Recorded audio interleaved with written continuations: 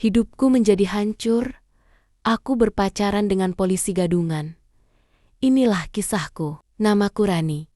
Usia 21 tahun. Mahasiswi tingkat akhir. Jurusan keperawatan di sebuah akademi kesehatan swasta di Yogyakarta. Hidupku sederhana.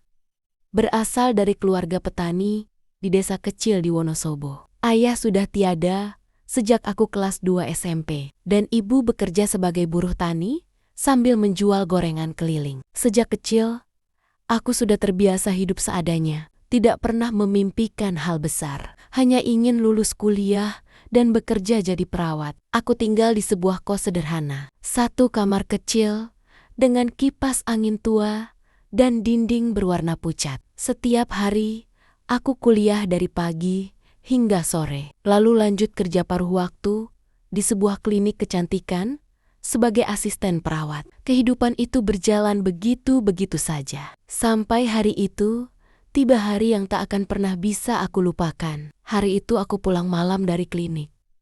Sendirian, menyusuri jalan gang kecil yang sepi dan gelap. Langkahku cepat, karena angin malam terasa menusuk, dan perasaanku tak enak sejak dari tadi. Tiba-tiba dari belakang, seseorang menarik tasku dengan kasar. Aku berteriak dan berusaha mempertahankan tasku. Tapi tenagaku tak sebanding. Dalam sekejap, aku terjatuh. Lututku terluka dan orang itu hampir berhasil merebut tasku. Tiba-tiba suara motor meraung dari ujung jalan, mendekat cepat dan berhenti mendadak di samping kami. Seorang pria turun dari motor trail itu, mengenakan jaket hitam dan helm, langsung menghampiri kami. "Hei, lepaskan dia!" teriaknya dengan suara lantang, membuat si perampok panik dan lari terbirit-birit. Aku terduduk lemas, masih gemetar, sementara pria itu menghampiriku dengan wajah khawatir. Ia membuka helmnya, memperlihatkan wajah yang tampan dan tegas. "Kamu nggak apa-apa?" tanyanya sambil jongkok di depanku. Aku mengangguk pelan, masih belum bisa bicara. Ia membuka botol air mineral dari tasnya dan menyodorkannya padaku. "Minum dulu, tenangin diri," katanya lembut. Setelah beberapa menit, aku mulai bisa mengatur napas. "Terima kasih. Terima kasih. Kalau kamu nggak datang tadi, aku nggak tahu apa yang terjadi," ujarku dengan suara serak. Ia tersenyum sedikit. "Kebetulan, lewat aja. Saya Dimas, polisi dari unit patroli sektor utara." Mataku langsung tertuju pada pistol kecil di pinggangnya dan tanda pengenal yang menggantung di lehernya. "Aku, Rani," ucapku pelan, menunduk malu. Ia membantuku berdiri dan menawarkan untuk mengantarku pulang. Awalnya aku ragu, tapi akhirnya aku setuju karena tubuhku masih gemetar. Sepanjang perjalanan, kami banyak mengobrol tentang hal-hal ringan. Suaranya menenangkan, penuh wibawa, dan senyumnya mencairkan ketakutanku. Sampai di depan kos, aku berterima kasih sekali lagi padanya. Ia meminta nomor teleponku, katanya untuk memastikan aku baik-baik saja nanti. Aku memberikannya dengan rasa percaya yang entah kenapa langsung tumbuh begitu cepat. Malam itu, aku tak bisa tidur, memikirkan kejadian tadi dan pria berseragam yang menyelamatkanku. Keesokan harinya, Dimas mengirim pesan. "Hai Rani, gimana kabarmu? Luka di lututmu masih sakit?" Aku membalas.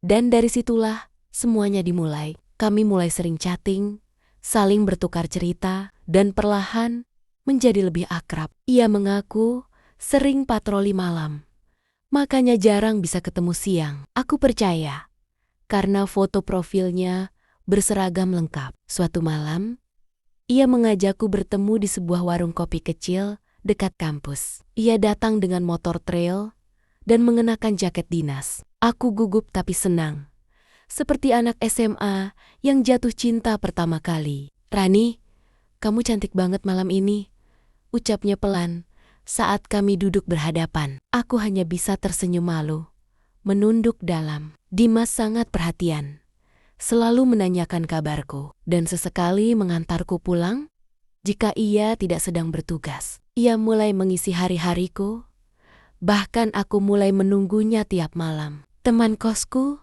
Sari, sempat bertanya, "Ron, kamu yakin dia beneran polisi?" Aku mengangguk mantap. Yakin, dia bawa senjata, kartu tanda anggota, dan seragam. Sari mengangguk pelan. Tapi aku tahu dari matanya, dia belum sepenuhnya percaya. Aku tidak menyalahkannya. Karena Dimas memang jarang bercerita soal keluarganya. Ia bilang, orang tuanya tinggal di luar kota. Dan ia tinggal sendiri di rumah dinas. Saat aku tanya di mana rumahnya, dia selalu menjawab, "Wah, nanti aku ajak kamu ke sana kalau sudah resmi." Kata-kata itu membuatku tersipu malu dan berharap lebih. Aku mulai membayangkan masa depan bersamanya, membangun keluarga kecil, dan bekerja di rumah sakit. Di balik semua mimpiku, ada satu hal kecil yang sempat mengganggu. Dia tak pernah mau difoto berdua. Katanya, sebagai anggota polisi, ia harus menjaga privasi dan tidak boleh sembarangan menyebar foto. Aku tak banyak protes. Walau sedikit kecewa, ia selalu datang dengan seragam lengkap. Kadang hanya jaket dinas dan pistol di pinggang. Bahkan pernah sekali ia datang dengan mobil patroli. Meski aku tidak sempat melihat jelas plat nomornya karena malam. Kami sudah berpacaran 2 bulan. Ketika ia mulai sering membicarakan pernikahan. "Aku ingin menikahimu, Ron. Setelah kamu lulus, aku akan langsung lamar kamu." Kata-kata itu membuat hatiku berbunga-bunga. Aku menangis haru saat itu. Tak percaya ada pria sebaik dia yang mau menerima wanita sederhana sepertiku. Ia juga mulai meminjam uang kecil-kecilan. Katanya untuk tambahan beli hadiah ulang tahun ibunya. Aku percaya, karena ia janji akan menggantinya saat gajian minggu depan. Tapi minggu itu lewat dan ia bilang gajinya ditahan karena ada masalah administrasi. Aku tidak curiga sama sekali. Aku merasa menjadi wanita paling beruntung. Setiap malam kami mengobrol di telepon sampai tertidur. Ia bercerita tentang tugasnya, tentang betapa sulitnya jadi aparat, dan bagaimana ia ingin segera hidup tenang bersamaku. Suatu malam, ia datang membawakan makanan favoritku, mie goreng dari warung langganan. Aku melihat ada noda darah kecil di seragamnya, dan aku panik. Tapi ia langsung menjawab, "Tadi ada razia narkoba." Sedikit rusuh, aku mengangguk. Lagi-lagi percaya. Namun, suatu malam, aku melihatnya berjalan kaki di daerah kampus tanpa motor trailnya. Ia tampak terburu-buru dan mengenakan pakaian biasa. Saat aku panggil namanya dari kejauhan, ia tampak panik dan langsung menghilang ke gang kecil. Aku merasa aneh, tapi tetap mencoba berpikir positif. Mungkin dia sedang menyamar.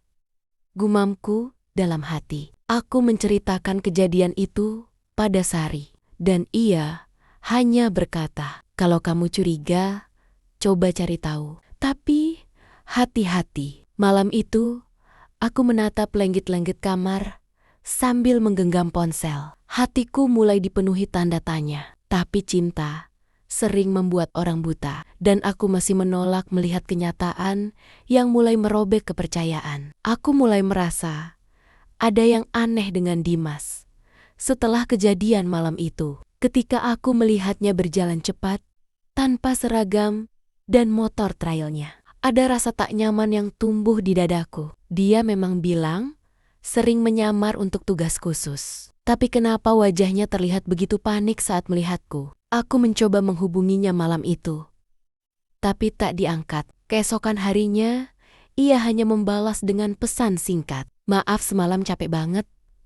Langsung tidur." Aku mencoba menepis semua kecurigaan. Tapi satu demi satu, hal-hal ganjil mulai muncul. Dimas semakin jarang menunjukkan identitasnya. Dan tiap kali aku mengajaknya bertemu, alasannya selalu sama.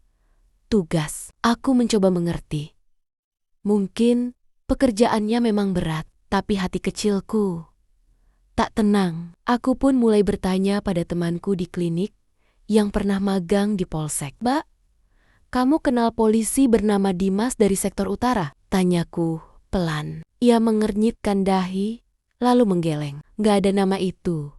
Setahuku semua anggota patroli kami kenal. Jawaban itu membuatku tercekat. Aku mencoba menghubungi Dimas lagi malamnya. Mas, kamu beneran kerja di sektor utara? Tanyaku. Ia tertawa kecil. Kamu mulai nggak percaya aku ya? Aku terdiam. Suaranya tenang seperti biasa. Tapi ada nada gugup di balik tawa ringannya. Bukan gitu, Mas. Cuma nanya aja. Ada temen yang pernah magang di sana. Katanya nggak kenal nama kamu. Ia diam cukup lama sebelum akhirnya menjawab. Aku bukan dari polsek biasa, Ron. Aku tugas di intelijen. Nama dan wajah kami emang nggak dipublikasikan. Aku tertegun. Kata-kata itu terdengar meyakinkan. Apalagi ia mengucapkannya dengan sangat serius. Oke, maaf, aku salah sangka. Ujarku akhirnya. Tapi sejak saat itu, kecurigaanku makin tumbuh. Aku mulai memperhatikan setiap detil kecil tentang dirinya. Nomor plat motor trail yang dipakai Dimas selalu berganti. Kadang pakai plat biasa, kadang tanpa plat. Itu tidak wajar untuk kendaraan dinas. Suatu malam, aku memberanikan diri memotret motor itu secara diam-diam. Aku kirimkan ke kakak sepupuku yang bekerja di Samsat. Beberapa hari kemudian, ia membalas dengan kalimat yang membuatku limbung. Ron, itu motor pribadi, bukan motor dinas. Terdaftar atas nama Dwi Cahyono, alamat Klaten. Aku membaca pesan itu berkali-kali, berharap aku salah lihat. Tapi nyatanya, tidak. Aku mulai mencari tahu lebih dalam tentang Dimas. Di akun medsosnya tidak banyak informasi, hanya ada foto-foto berseragam yang tak pernah memperlihatkan lambang jelas atau lokasi tempat kerja. Beberapa akun yang berkomentar juga terasa janggal. Seperti akun palsu. Aku menceritakan semuanya ke Sari. Ia terdiam lama. Ron, aku nggak mau kamu terluka. Tapi semua ini udah jelas mencurigakan. Kamu harus konfrontasi dia. Tapi aku takut. Aku masih berharap semua ini hanya kesalahpahaman. Tapi malam itu juga, aku putuskan untuk menemuinya. Aku kirim pesan. Aku mau ketemu. Penting. Ia membalas. Besok malam aku ke kos kamu. Tunggu ya. Jantungku berdebar sepanjang hari. Saat malam tiba, ia datang dengan motor yang berbeda lagi. Aku membuka pintu kos dengan tangan gemetar. Mas, aku mau tanya sesuatu. Ujarku pelan. Ia duduk di kursi kayu depan kos. Menatapku. Tentang apa? Motor kamu? Seragam kamu, pekerjaan kamu. Suaraku bergetar. Ia menatapku lama, lalu menghela napas. Ron, kenapa kamu berubah? Karena aku mulai takut, Mas. Takut semuanya cuma kebohongan. Wajahnya mendadak tegang. Jadi kamu lebih percaya orang lain daripada aku? Aku menggeleng. Aku cuma butuh penjelasan. Dimas bangkit berdiri. Nadanya mulai naik. Ron, jangan bikin aku emosi. Aku selama ini baik sama kamu. Perhatian, sayang, tapi kamu malah curiga. Karena semua bukti menunjukkan itu, Mas. Plat motor kamu. Teman-teman polisi yang gak kenal kamu? Cukup, teriaknya. Membuat aku mundur setapak. Ia menatapku tajam.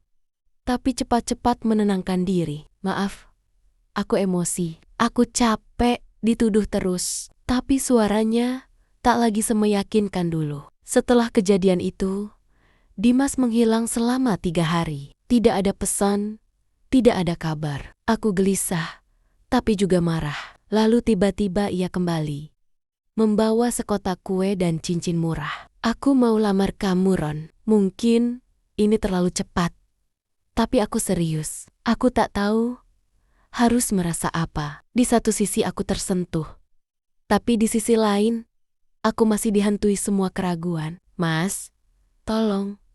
Jujur, aku mau nikah bukan sama seragam, tapi sama orang yang jujur. Ia terdiam, menunduk. Tapi detik berikutnya, ia mengangkat wajahnya dan berkata, aku ini polisi, Ron. Tapi aku punya masa lalu yang gak bisa aku ceritain. Kalau kamu cinta, tolong percayai aku. Kata-katanya membuatku goyah lagi. Aku ingin percaya, tapi rasa sakit karena ketidakjelasan perlahan merobek hatiku. Aku menerima cincin itu, tapi hatiku tidak tenang. Aku mulai menyelidiki, diam-diam. Suatu malam, aku mengikuti dia dari kejauhan. Saat ia bilang sedang patroli, ternyata ia masuk ke sebuah rumah kecil di pinggir kota, bukan kantor polisi. Aku menunggu di depan, dan tak lama, keluar seorang wanita setengah baya, memanggil namanya. Mas Dwi? Kopimu ketinggalan. Dwi? Bukan Dimas? Aku terpaku di tempat. Semua mulai masuk akal. Namanya bukan Dimas. Ia bukan polisi. Dan aku telah ditipu. Aku pulang malam itu dengan hati hancur. Di kos, aku menangis tanpa suara, menggenggam cincin yang ternyata palsu. Sari memelukku erat, tak banyak berkata-kata. Aku merasa bodoh, merasa gagal, merasa kotor karena mencintai seorang penipu. Tapi aku belum ingin menyerah. Aku harus mengungkap siapa dia sebenarnya. Hari-hari berikutnya, aku sibuk mencari data. Aku datangi kantor polisi sektor utara, menanyakan nama lengkap dan foto Dimas. Tidak ada. Aku tunjukkan fotonya ke petugas, dan salah satu dari mereka mengenalinya. Oh, dia itu penipu. Pernah dicurigai ngaku-ngaku polisi, tapi belum ada yang berani lapor. Aku menggigil. Jadi semua ini nyata. Dia memang penipu. Tapi kenapa aku? Kenapa dia pilih aku? Aku memutuskan untuk menjebaknya. Aku pura-pura percaya, mengatur pertemuan, dan merekam semua percakapan kami. Dalam rekaman itu, ia mengaku banyak hal.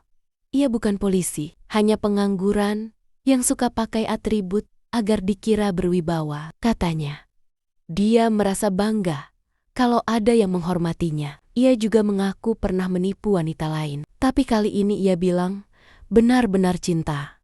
Cinta? Bagaimana mungkin cinta dibangun di atas kebohongan? Aku membawa rekaman itu ke kantor polisi. Petugas setempat berjanji akan menyelidiki. Aku tidak tahu apakah dia akan ditangkap, tapi setidaknya aku sudah melakukan bagianku. Malam itu aku berdiri di depan cermin, menatap wajahku yang lelah dan sembab. Tapi ada sesuatu yang berubah di mataku. Aku tidak lagi lemah. Aku tidak lagi naif. Aku sudah belajar, meski dengan cara yang paling menyakitkan. Dimas, atau siapapun namamu, kau telah merusak kepercayaanku, tapi kau juga telah membangunkanku.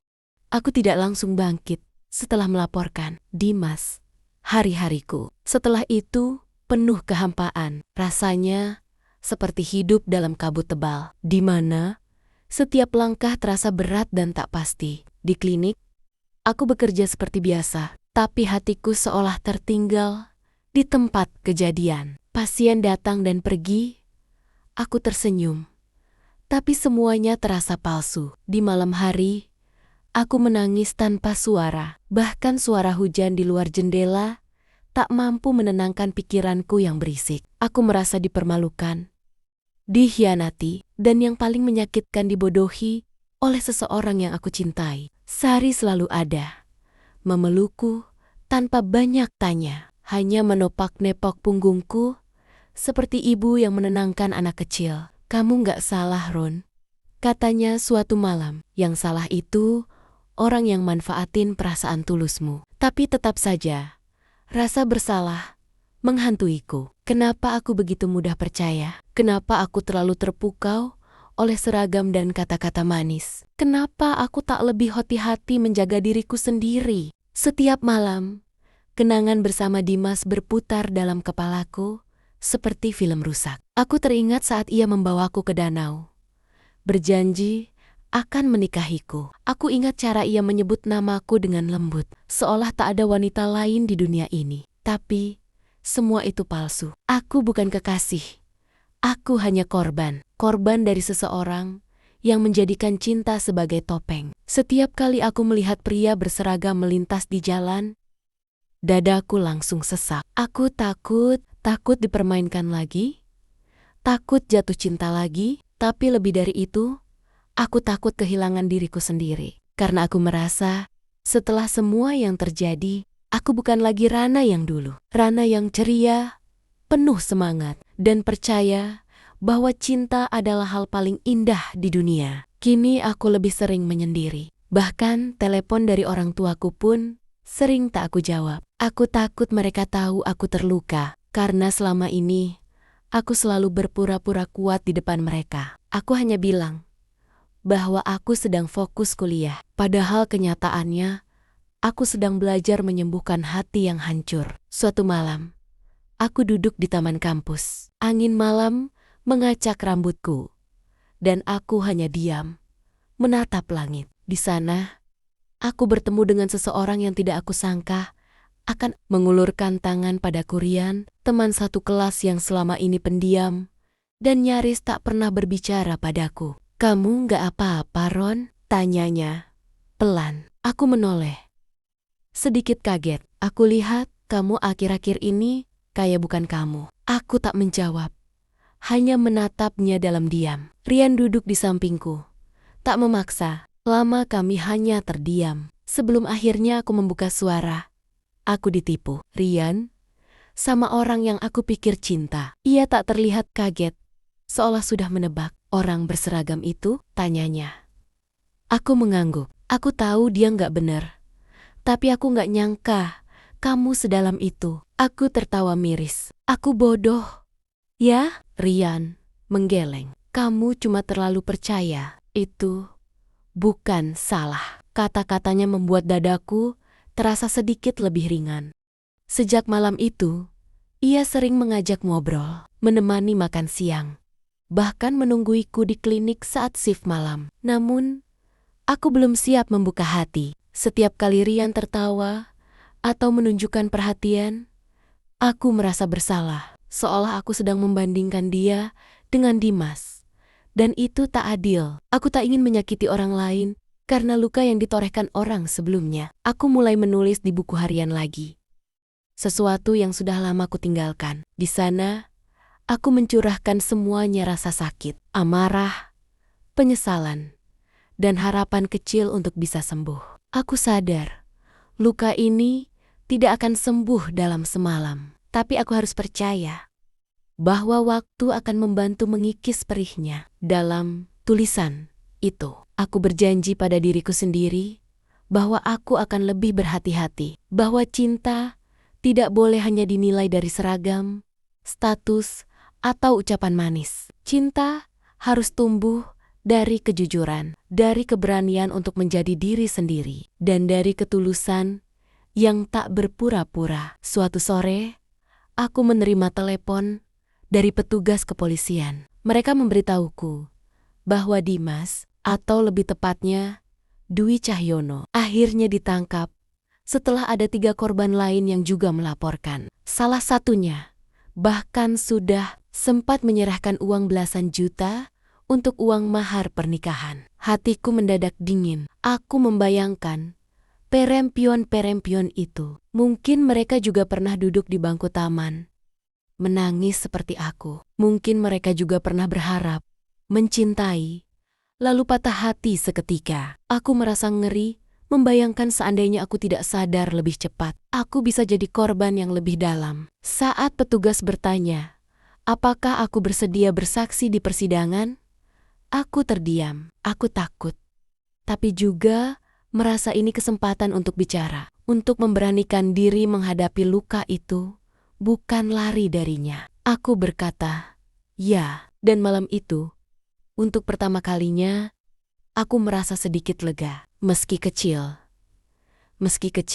aku merasa telah membuat langkah maju untuk memulihkan diriku sendiri. Hari persidangan pun tiba. Aku datang dengan tubuh gemetar, tapi langkahku mantap. Dimas duduk di kursi pesakitan, dengan wajah pucat. Tak ada lagi senyum manis atau sorot mata penuh rayuan. Ia terlihat seperti pria biasa, tanpa topeng kebohongan. Saat aku maju dan menceritakan kisahku, suara di ruang sidang hening. Setiap kata yang keluar dari mulutku adalah luka yang kubuka kembali. Tapi aku tak menangis. Aku ingin mereka tahu bahwa aku bukan korban yang lemah. Aku adalah penyintas. Dan di akhir sidang, Saat hakim membacakan putusan, aku tidak mencari pembenaran. Aku hanya ingin penutup. Saat keluar dari ruang sidang, Rian menungguku di luar. Ia tersenyum kecil. "Kamu hebat," katanya. Dan untuk pertama kalinya,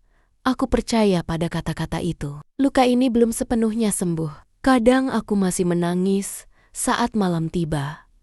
Masih merasa sepi di antara keramaian. Tapi aku tahu, aku tak sendirian. Ada orang-orang yang peduli. Ada aku yang terus berusaha bangkit. Dan ada hidup yang masih panjang untuk dijalani. Luka ini mengajariku banyak hal. Rian perlahan menjadi sosok yang penting dalam hidupku. Kami belum pacaran.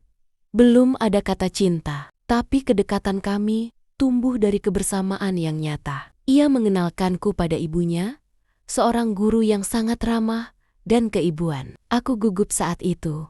Tapi sambutan hangatnya membuatku tenang. "Kamu anak yang kuat ya," katanya sambil menyentuh tanganku. Aku hanya tersenyum, menahan air mata. Rian tidak sempurna. Ia bukan pangeran berkuda atau lelaki penuh kejutan. Tapi ia hadir. Dan kadang, kehadiran yang tenang lebih menyembuhkan daripada 1000 janji manis. Ia tahu, aku masih sering terdiam saat melihat hal-hal yang mengingatkanku pada masa lalu. Ia tidak memaksaku bicara. Ia hanya menunggu, kadang menggenggam tanganku tanpa berkata apa-apa. Dalam diamnya, aku merasa aman. Dan itu cukup. Kami berjalan perlahan.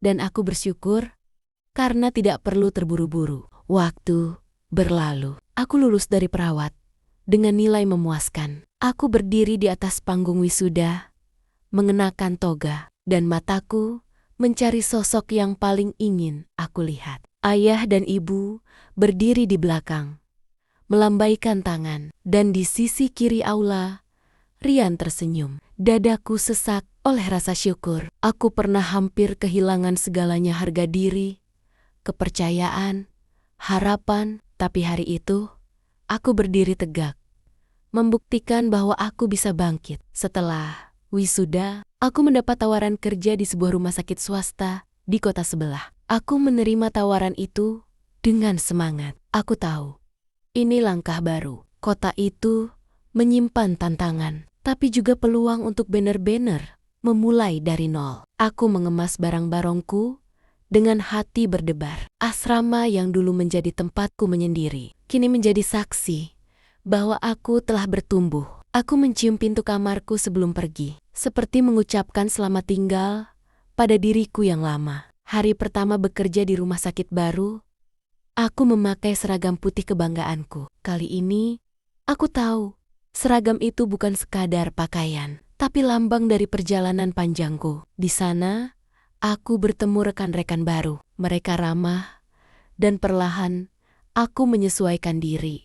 Di akhir pekan, Rian datang menjenguk. Ia membawakan makanan favoritku dan mengajak jalan-jalan ke taman kota. Kami duduk di bangku panjang, memandangi danau yang tenang. "Aku tahu, kamu sudah bisa berdiri sendiri sekarang," katanya pelan. Aku menoleh. "Tapi kalau kamu mengizinkan, aku ingin terus berjalan di sampingmu." Aku tersenyum.